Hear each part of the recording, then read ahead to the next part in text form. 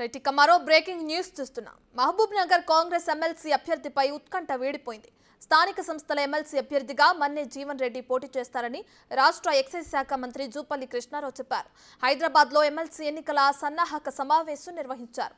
ఎమ్మెల్యేలు ఎమ్మెల్సీలు ఈ మీటింగ్కు హాజరయ్యారు. మన్నే జీవన్ రెడ్డి విజయానికి అంతా కలిసికట్టుగా పనిచేయాలని జూపల్లి పిలుపునిచ్చారు.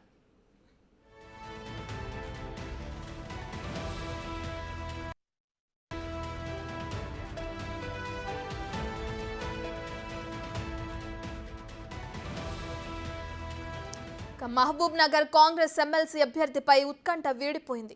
స్థానిక సంస్థల ఎమ్మెల్సీ అభ్యర్థిగా మన్నే జీవన్ రెడ్డి పోటీ చేస్తారని రాష్ట్ర ఎక్సైజ్ శాఖ మంత్రి జూపల్లి కృష్ణారావు చెప్పారు.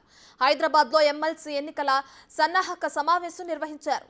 ఎమ్మెల్యేలు ఎమ్మెల్సీలు ఈ మీటింగ్కు హాజరయ్యారు. అయితే మన్నే జీవన్ రెడ్డి విజయానికి అంతా కలిసికట్టుగా పనిచేయాలని జూపల్లి పిలుపునిచ్చారు.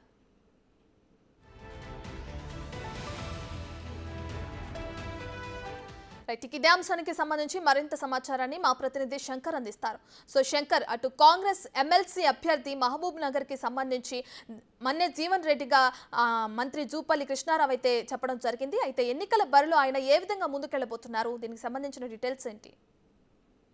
మహబూబ్ నగర్ స్థానిక సంస్థల ఎమ్మెల్సీకి సంబంధించి కాంగ్రెస్ పార్టీ అభ్యర్థిగా కూడా మన్నే జీవన్ రెడ్డిని కన్ఫర్మ్ చేసినట్టుగా పూర్తి స్థాయిలో తెలుస్తుంది. ఈ నేపథ్యంలో నిన్న ఏదైతే హైదరాబాద్ లోని ఓ ప్రైవేటు హోటల్లో రాష్ట్ర ఎక్సైజ్ శాఖ మంత్రి జూపల్లి కృష్ణారావుతో పాటు ఉమ్మడి పాలమూరు జిల్లాకు సంబంధించినటువంటి పలువురు ఎమ్మెల్యేలంతా కూడా ఎమ్మెల్సీ ఎన్నికలకు సంబంధించినటువంటి సన్నాహక సమావేశాన్ని ఏర్పాటు చేశారు. ఈ కార్యక్రమంలో జూపల్లి కృష్ణారావు పూర్తి స్థాయిలో మన్నే జీవన్ రెడ్డి పూర్తిగా ఎమ్మెల్సీ అభ్యర్థిగా బరిలో ఉంటారని కూడా అధికారికంగా డిక్లేర్ చేసినటువంటి పరిస్థితి కనిపిస్తుంది. దీనికి మన్నే జీవన్ రెడ్డికి ఖచ్చితంగా గెలుపులో ఖచ్చితంగా అందరూ కూడా సమిష్టిగా కృషి చేయాలి, ఖచ్చితంగా మహబూబ్ నగర్ ఎమ్మెల్సీకి సంబంధించి మన్నే జీవన్ రెడ్డిని గెలిపించుకోవాలని చెప్పి కూడా ఆయన పిలుపునిచ్చారు. ఈ క్రమంలోనే ఉమ్మడి పాలమూరు జిల్లాకు సంబంధించినటువంటి 14 నియోజకవర్గాలకు గాను 12 నియోజకవర్గాల ఎమ్మెల్యేలంతా కూడా దీనికి సమ్మతంగా ఉన్నట్లు మన్నే జీవన్ రెడ్డి గెలుపు కోసం తాము పూర్తి స్థాయిలో కృషి చేస్తామని చెప్పి కూడా అక్కడే పూర్తి స్థాయిలో నిర్ణయం తీసుకున్నటువంటి పరిస్థితి కనిపిస్తుంది.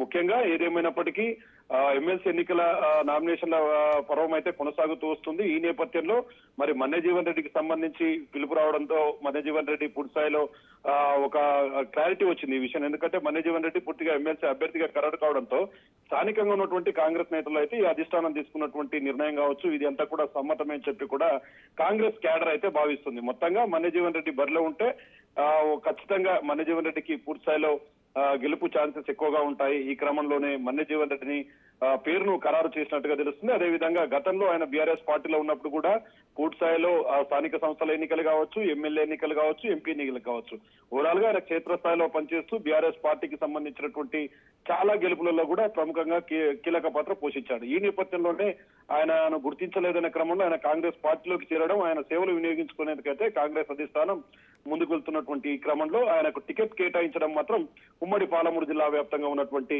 కాంగ్రెస్ శ్రేణులంతా కూడా హర్షం వ్యక్తం చేస్తున్నటువంటి పరిస్థితి కనిపిస్తుంది. Right, thank you Shankar.